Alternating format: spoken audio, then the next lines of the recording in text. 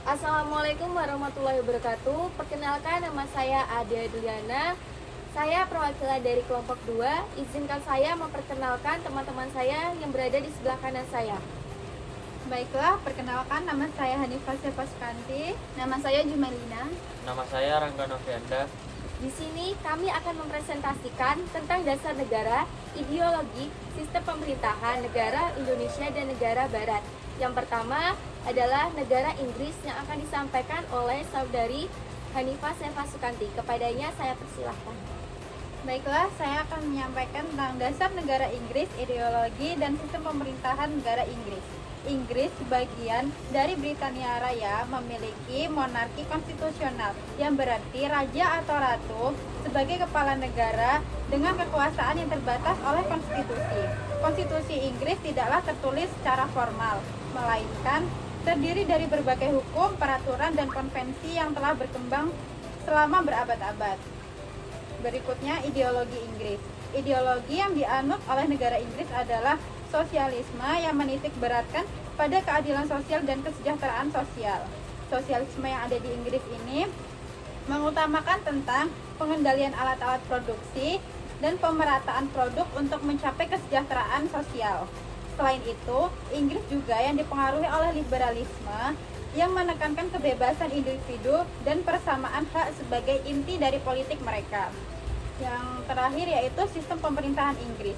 Sistem pemerintahan di Britania Raya adalah sistem parlementer, di mana Perdana Menteri sebagai kepala pemerintahan yang mengepalai kabinet. Itu tadi penjelasan tentang dasar negara Inggris, ideologi, dan sistem pemerintahan Inggris. Yang kedua adalah presentasi dari teman saya, Rangga Novianda, yang membawakan negara Portugal. Kepadanya saya persilahkan. Dasar negara Portugal. Portugal tidak mempunyai dasar negara tersendiri seperti Pancasila di Indonesia, melainkan konstitusi Portugis yang diadopsi pada tahun 1976 setelah Revolusi Anyelir. Konstitusi ini menegaskan prinsip-prinsip dasar pemerintahan demokratis, kebebasan individu dan hak asasi manusia. Ideologi Portugal. Portugal adalah negara yang menganut gagasan demokrasi dan nilai-nilai liberalisme yang melindungi hak-hak individu, kebebasan berpikir, dan kebebasan pers. Sebagai anggota Uni Eropa, Portugal mengikuti prinsip integrasi Eropa, hak asasi manusia, dan demokrasi. Negara ini tidak menganut ideologi resmi apapun, namun nilai-nilai demokrasi dan internasional memegang peranan penting dalam dunia politik dan sosial. Sistem pemerintahan Portugal. Pemerintahan Portugis adalah presidensial, di mana presiden mempunyai gelar dan kekuasaan terbatas. Presiden dipilih setiap 5 tahun, Perdana Menteri dipilih oleh presiden dan biasanya merupakan pemimpin partai yang memenangkan pemilu. Presiden mempunyai peran seremonial, namun ia juga mempunyai wewenang, seperti membubarkan parlemen, mengangkat Perdana Menteri, dan mengesahkan undang-undang tertentu. Perdana Menteri memimpin pemerintahan dan bertanggung jawab atas pelaksanaan kebijakan pemerintah. Parlemen. Portugal memiliki parlemen unicameral yang disebut Assembleia da República. Parlemen ini berperan penting dalam pembuatan undang-undang dan pengawasan terhadap pemerintah. Dan yang ketiga adalah negara Korea Selatan yang akan disampaikan oleh saudari Jumailina. Kepadanya saya persilahkan. Di sini saya akan membahas negara Korea Selatan. Yang pertama ada dasar negara. Dasar negara Korea Selatan adalah Republik Korea yang didirikan pada tahun 1948. Negara ini menganut prinsip demokrasi dan supremasi hukum yang mengatur struktur pemerintahan dan hak-hak rakyat negara. Konstitusi Republik Korea telah mengalami banyak perubahan sejak awal berdirinya dengan tujuan memperkuat demokrasi dan melindungi hak asasi manusia. Selanjutnya, ideologi Korea Selatan. Ideologi yang dianut Korea Selatan adalah demokrasi liberal. Negara ini menganut sistem multipartai di mana berbagai partai politik bersaing dalam pemilihan parlemen. Ideologi ini mencakup nilai-nilai seperti kebebasan berpendapat, hak asasi manusia, dan pemerintahan yang transparan. Berikutnya ada sistem pemerintahan Korea Selatan. Korea Selatan menganut sistem pemerintahan presidensial dan parlementer.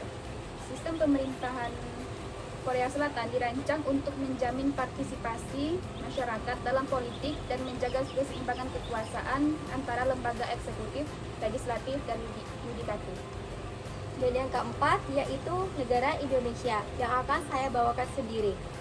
Yang pertama itu ada dasar negara dan ideologi Indonesia. Dasar negara Indonesia adalah Pancasila yang merupakan sekaligus ideologi resmi dan dasar negara Republik Indonesia. Pancasila terdiri dari 5 sila. Yang pertama yaitu ketuhanan yang Maha Esa, yang kedua kemanusiaan yang adil dan beradab, yang ketiga persatuan Indonesia, yang keempat kerakyatan yang dipimpin oleh hikmat kebijaksanaan dalam permusyawaratan perwakilan, dan yang kelima adalah keadilan sosial bagi seluruh rakyat Indonesia. Pancasila diresmikan dalam pembukaan Undang-Undang 1945.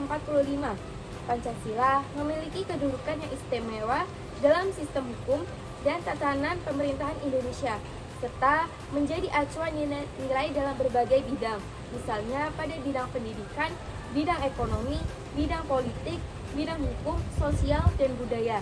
Yang kedua ada sistem pemerintahannya. Negara Indonesia adalah negara yang kesatuan, berbentuk republik. Berdasarkan hal itu, dapat disimpulkan bahwa bentuk negara Indonesia adalah kesatuan, sedangkan bentuk pemerintahannya adalah republik.